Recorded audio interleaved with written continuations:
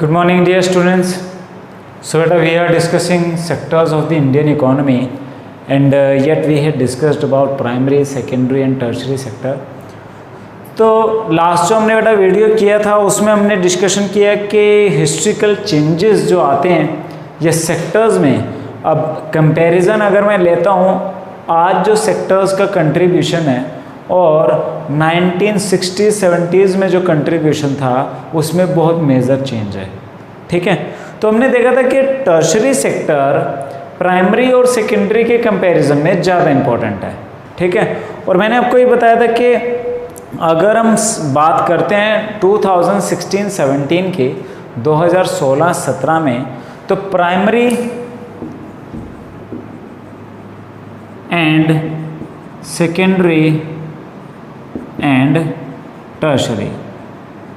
ठीक है, तो मैंने आपको बताया था टर्शरी सेक्टर कितना कंट्रीब्यूशन दे रहा है जीडीपी के अंदर, वो दे रहा है लगभग 53%। वैसे तो 53 से अबव है, 53.66 53.66% का कंट्रीब्यूशन टर्शरी सेक्टर का है। ठीक है, अगर मैं सेकेंडरी सेक्टर का कंट्रीब्यूशन लेता हूं तो वो कितना, अराउंड 29%। ठीक है, और अगर प्राइमरी का लेते हैं तो वो कितना, अराउंड 17%। ठीक है, तो यहाँ पे मैंने पॉइंट्स जो हैं वो कंसिडर नहीं किए, इसीलिए ये टोटल 29 बन रहा है, अदरवाइज ये 53.66 है। इसको चलो मैं 54 कर लेता हूँ।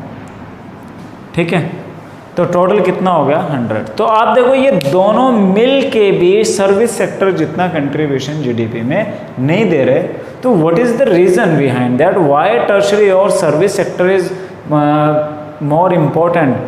अब ये इम्पोर्टेंसी इसकी एकदम से नहीं आई, ये पहले नहीं थी। आज से अगर मैं बात करता हूँ 100 ईयर्स अगो, 200 ईयर अगो, तो उस टाइम पे टर्शरी सेक्टर पे इतना वैल्यू नहीं था। उस टाइम किसकी वैल्यू थी, प्राइमरी सेक्टर की।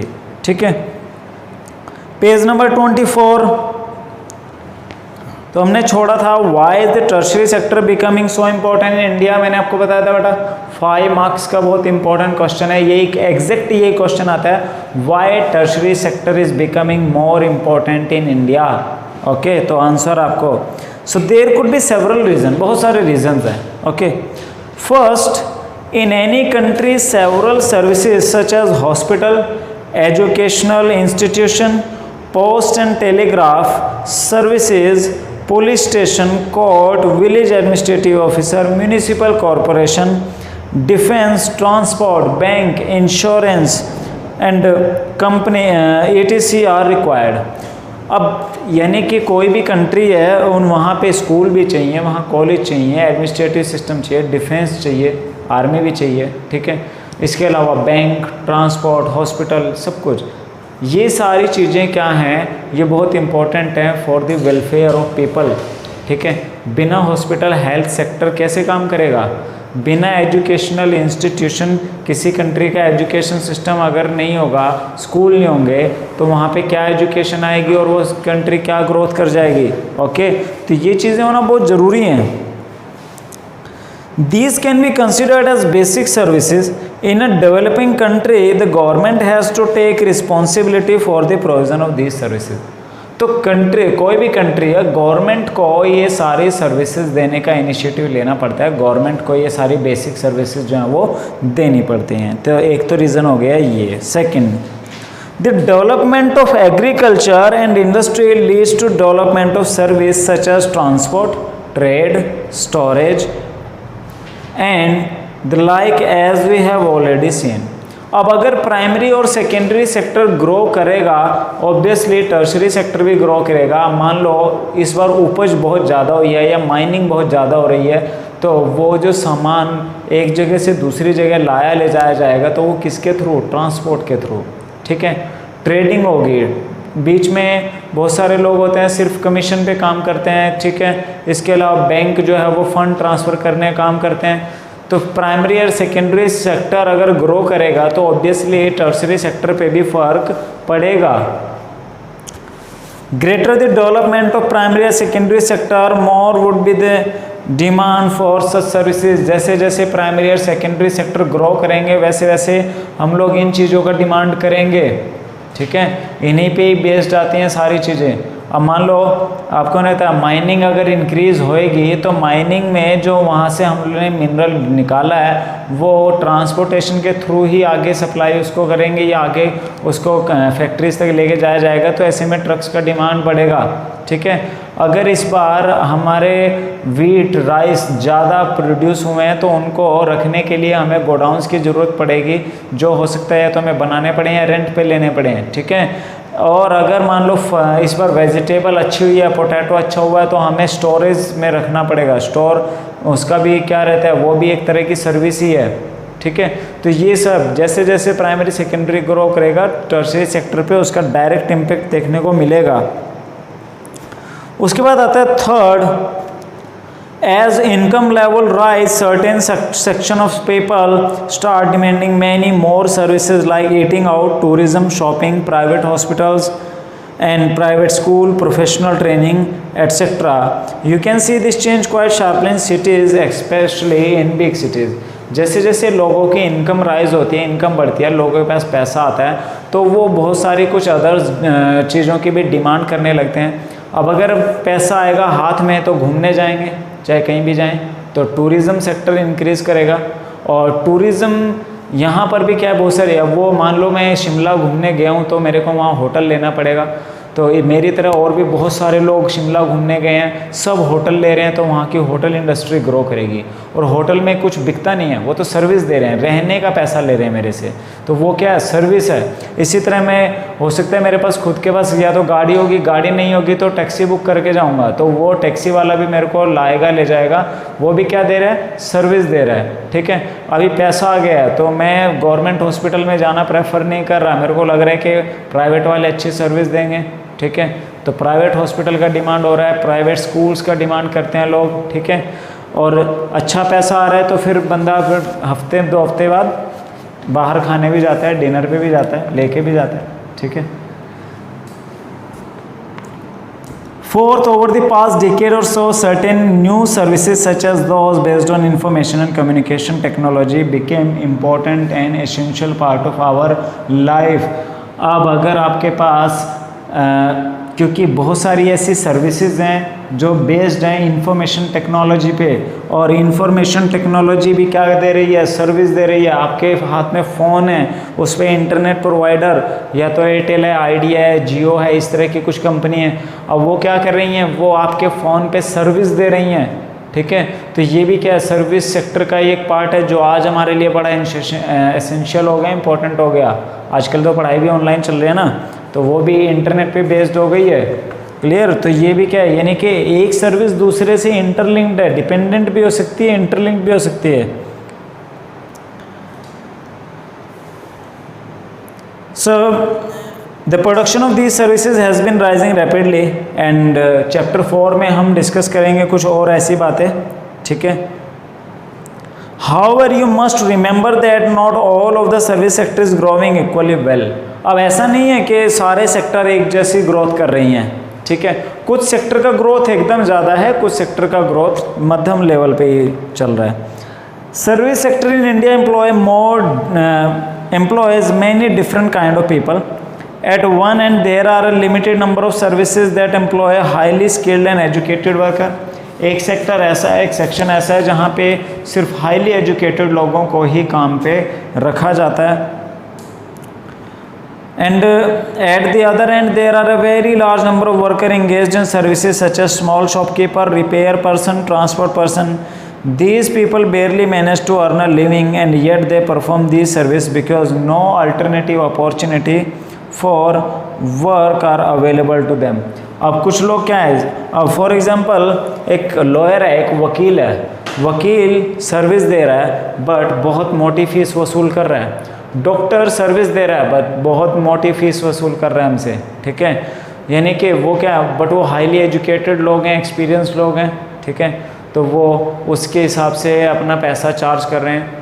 एक सेक्शन ऐसा है जो हाईली एजुकेटेड है, नहीं है, कोई फ़र्क नहीं पड़ता, बट वो भी सर्विस दे रहे हैं, बट उनकी सर्विस का इतना ज़्यादा यील्ड नहीं है, क्लियर है। मान लो मैं एक टैक्सी बुक करके कहीं जाता हूँ और मेरे से वो पैसा ले रहा है, तो उसमें उसका भी कुछ खर्चा है, उसका पेट्रोल भी लगा है। अल्टीमेटली अगर उसको मैं देखूं, अगर मान लो 5,000 रुपये मैंने उसको दिए हैं, तो उसको तो हद मार के 2,000 भी नहीं बचेगा, गाड़ी का रिपेयर रहेगा वो भी अलग, तो वो उतना ज़्यादा पैसा नहीं कमा पाते, ठीक है। हाँ, बट उनके पास कोई अल्टरनेटिव अवेलेबल नहीं है, तो उनको वही काम करना पड़ेगा। Hence only a part of this sector is growing in importance। तो आप देखो कुछ ही ऐसे सेक्टर हैं जहाँ पे मेजर ग्रोथ हुई है, मेजर इम्पोर्टेंट आपको ग्रोथ देखने को मिलेगी, ठीक है। तो ये क्या है, what are the reasons behind that why tertiary sector is becoming more important in India, ठीक है। तो ऑब्वियसली जैसे जैसे लोगों के पास पैसों का सर्कुलेशन बढ़ता है, वैसे वैसे लोग डिमांड करते हैं मोर एंड मोर सर्विसेज की, ठीक है। और इस अभी इंडिया क्या है, वो एक डेवलपिंग स्टेज पे है, India is a developing country, और इंडिया का जो इंडस्ट्रियलाइजेशन है वो भी बढ़ रहा है, यहाँ पे एक फॉरेन इन्वेस्टमेंट इंक्रीज़ हो रहा है, उसकी वजह से भी बहुत सारी सर्विसेज जनरेट हुई हैं, ठीक है। कुछ नए नए सेक्टर्स सर्विस के उभर के आ रहे हैं, जैसे आपको मैंने एग्जांपल दिया था भाई, आजकल क्या है, फूड का ऑनलाइन डिलीवरी हो रहा है, आपने ऑनलाइन ऑर्डर किया है, घर देने आएंगे, तो चाहे जोमेटो स्विगी जैसी कुछ सर्विस प्रोवाइडर हैं, ठीक है। हाँ, ये है कि वहाँ पे भी ज़्यादा पढ़े लिखे लोगों की ज़रूरत नहीं है, उनकी भी सैलरी ज़्यादा नहीं होती, वेदर वो सर्विस तो दे रहे हैं, ठीक है। तो अब लोग क्या है, पैसा आ रहा है, घर बैठ के पिज्ज़ा ऑर्डर कर रहे हैं, और जो सप्लायर हैं जो आपको प्रोवाइड करा रहा है सर्विस, वो आपको घर देने आ रहा है, ठीक है। तो वो लोगों ने इस तरह का चलन बढ़ रहा है इंडिया के अंदर, उसी वजह से इंडिया में सर्विस सेक्टर भी ग्रो कर रहा है। चलो नेक्स्ट पॉइंट पे आते हैं, where are most of people employed, किस सेक्टर में ज़्यादा लोग काम पे लगे हुए हैं, ठीक है। So graph to present percentage share of the 3 sector in GDP, and now you can directly see the changing importance of sector over 40 years। Okay, अब आप देखो कि किस सेक्टर में कितना परसेंटेज लोग काम पे लगे हुए हैं, उनका क्या शेयर है, ओके। और remarkable fact about India is that while there has been a change in the share of 3 sector in GDP, a similar shift hasn't taken place in employment। आप देखो सर्विस सेक्टर में क्या हुआ है कि major increase हुआ है, but वहाँ पे काम करने वाले लोगों का शेयर उस हिसाब से नहीं बढ़ा है। अब जैसे आप देखो, अगर मैं बात करूँ 1960-70 का, तो उस टाइम पे around 70% of Indian population agriculture पे लगी हुई थी, और सर्विस सेक्टर की अगर हम बात करें तो एक बहुत ही शॉर्ट पोर्शन जो पॉपुलेशन का था वो अपना पार्ट देता था, अपना कंट्रीब्यूशन देता था। बट आज वो सिनेरियो नहीं है। आज इंडिया का अराउंड 52 या 53% पॉपुलेशन आज भी एग्रीकल्चर में लगा हुआ है, ठीक है। बट उनके जो शेयर हैं, उनका जो शेयर है जीडीपी में, वो उसके मुताबिक नहीं है। अब एग्रीकल्चर का जो शेयर है वो एम्प्लॉयमेंट में 52% है, मान लो, ठीक है। लगभग 52% लोग एग्रीकल्चर से लगे हुए हैं, बट एग्रीकल्चर का कंट्रीब्यूशन जीडीपी में आपको मैंने बताया था कितना है, 17%। तो कितना मेजर गैप है यहाँ पे, ठीक है। तो आपके पास ग्राफ 2 है, इसमें आप देखो, इसमें आपको share of sectors in GDP दिखा रहा है वो कि 1971-72 में अराउंड 42 to 43% शेयर था प्राइमरी सेक्टर का इंडियन जीडीपी में, ठीक है। और उसके बाद इंडस्ट्री और सर्विस। अब आप 2011-12 में देखो, जो ऊपर ग्रीन शेड है वो बहुत बढ़िया है और ब्लू शेड बहुत कम हो गई है, ठीक है। अभी कितना है, अराउंड 17% तो है प्राइमरी सेक्टर का, ठीक है। और अभी मैंने आपको बताया था 29% किसका है, 29% है सेकेंडरी सेक्टर का, और टर्शरी सेक्टर का कितना है, वो है लगभग 54%, ठीक है। तो ये क्या है, ये आज की परसेंटेज है, बट पहले की परसेंटेज ऐसी नहीं थी, ठीक है। पहले सर्विस सेक्टर में जो कंट्रीब्यूशन देता था सर्विस सेक्टर इंडियन इकॉनमी को, वो लगभग 30 से 35% का ही वो देता था, ठीक है, लगभग 35। आज कितना दे रहा है 54, यानी कि 20% के लगभग का शिफ्टिंग जो है वो आ गया है। और वो शिफ्टिंग कम कहाँ हुआ है, वो हुआ है प्राइमरी में। प्राइमरी सेक्टर में कंट्रीब्यूशन बहुत कम हुआ है और सेकेंडरी और टर्शरी दोनों में बढ़ गया है, क्योंकि इंडिया में इंडस्ट्री भी बढ़ गई है। उसके बाद ग्राफ 3 आपको दिखाता है एम्प्लॉयमेंट में शेयर, ठीक है। So graph 3 shows the share of employment in the 3 sectors in 1972-73 and 2011-12. The primary sector continue to be the largest employer even now, ठीक है। तो आप एक चीज़ देखो, पहले भी आप यहाँ पे परसेंटेज देखो, लगभग मोर देन 70%, 71-72%। देखो 1970-71 एरिया पीरियड में प्राइमरी सेक्टर में कितने लोग काम करते थे, लगभग 71%, ठीक है। 71 या 72% जो है वो लोग कहाँ काम किया करते थे, एग्रीकल्चर या एलिड सेक्टर में, यानी कि प्राइमरी सेक्टर में, ठीक है।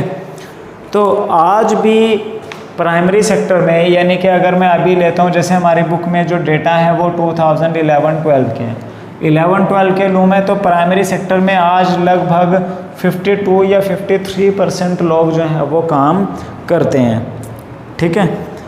उसके बाद सेकेंडरी सेक्टर में आप देखो 1970 या 71 के अंदर उस टाइम पे लगभग 12 या 13% लोग ही कहाँ पे काम किया करते थे, वो काम करते थे सेकेंडरी में, ठीक है। सेकेंडरी में 71-72 में कहाँ कितने लोग काम किया करते थे, लगभग 12 या 13%, ठीक है। तो आप देखो बाकी बचा कितना टर्शरी, और वो बच गया अराउंड 17% लोग जो है टर्शरी में काम करते थे। बट आज का सीन ऐसा नहीं है, ये मैं आपको अप्रोक्स बता रहा हूँ, एग्जैक्टली नहीं बता रहा हूँ, ये जस्ट हम समझने के लिए कर रहे हैं। आज यानी 2011-12 में कितने परसेंट लोग प्राइमरी सेक्टर में काम करते हैं, अराउंड 52%, ठीक है। और आज भी लगभग अगर हम देखें 2011-12 का, तो लगभग 25% या 26% लोग किस में काम करते हैं, टर्शरी सेक्टर में, ठीक है। कितना, अराउंड 26% का जो क्राइटेरिया है वो, ठीक है। आप ये टेबल आप इसको समझने की कोशिश करो।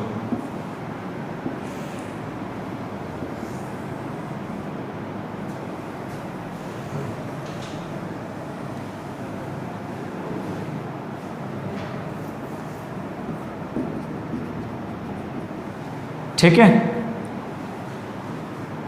और बाकी जो बचा हुआ परसेंटेज है वो किस में काम कर रहा है, मान लो सेकेंडरी में, ठीक है। तो मैं ले लेता हूँ, ये हमारे पास हो गया लगभग, यानी कि अराउंड 22%, ओके। तो आप देखो कितना शिफ्टिंग हुआ है, यहाँ से परसेंटेज कम हो गया। बहुत सारे एग्रीकल्चरिस्ट यानी कि पीजेंट लोग क्या हो गए, शिफ्ट कर गए, ठीक है। इतने लोग पहले खेती कर रहे थे या उससे जुड़े हुए काम कर रहे थे, अब सिर्फ इतने लोग हैं, यानी कि बहुत सारे किसान लोगों ने अब खेती के बजाय अदर ऑप्शंस में आ गए, या तो वो फैक्ट्रियों में काम करने लग गए हैं या फिर वो सर्विस सेक्टर में आ गए। सर्विस सेक्टर बोले तो या तो गवर्नमेंट जॉब लग गए, या टैक्सी चलाने लग गए, या फिर वो कहीं बैंक में लग गए, हॉस्पिटल में लग गए, इस तरह के काम उन्होंने करने शुरू किए हैं। तो यहाँ से क्या हुआ है, ये हम बात कर रहे हैं एम्प्लॉयमेंट की, तो कम हो गया है। यहाँ पर भी इंक्रीज़ है और यहाँ पर भी इंक्रीज़ है, ठीक है। इन दो सेक्टर्स, या क्योंकि इंडिया में इंडस्ट्री भी बढ़ी है और इंडिया में सर्विस सेक्टर भी बढ़ा है, ठीक है।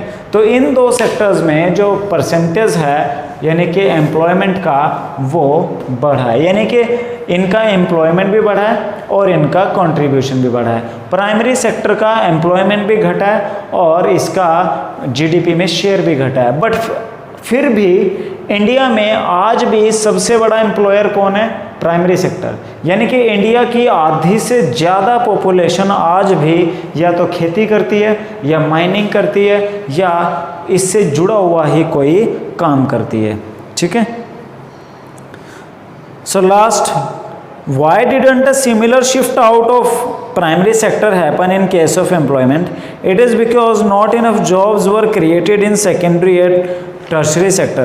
अब प्राइमरी सेक्टर में आप देख रहे हो कि यहाँ से डिक्लाइन आया है, बहुत सारे लोग खेती छोड़ के कोई अदर काम करने लग गए हैं, ठीक है। तो इसमें ऐसा नहीं है कि टर्शरी या सेकेंडरी सेक्टर में कुछ ज़्यादा ही जॉब्स क्रिएट हुई हैं, ठीक है। Even though industry output or the production of good went up the more than 9 times during the period. Next page पे आ जाओ, 26 पे।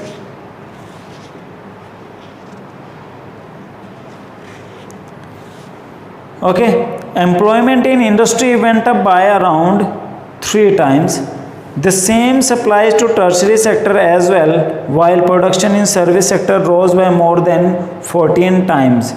Employment in service sector rose around 5 times. ठीक है, तो यहाँ पे क्या किया गया, हमें एक कंपैरिजन दिया है कि किस तरह से किस किस एरिया में क्या क्या शिफ्टिंग्स आई हैं, ठीक है। तो आज हम करते हैं इतना ही। आप एक बार ये दोनों तीनों जो ग्राफ हैं या इनके जो डेटा है ये इमेजिनरी हैं, ठीक है। एग्जैक्टली मैं आपको नहीं बोल रहा हूँ कि ये एग्जैक्टली ऐसे इसी ईयर में ही इतना ही था, ये जस्ट हमने क्या लिया, एग्जाम्पल लिए हैं, ठीक है। हाँ, बट कुछ सिमिलर ज़रूर हैं, उससे एज इट इज़ सिमिलर है, ठीक है भाई। तो आप इसको एक बार अच्छे समझो, फिर हम उसके बाद आगे इस पॉइंट को कंप्लीट करेंगे। Okay, thank you.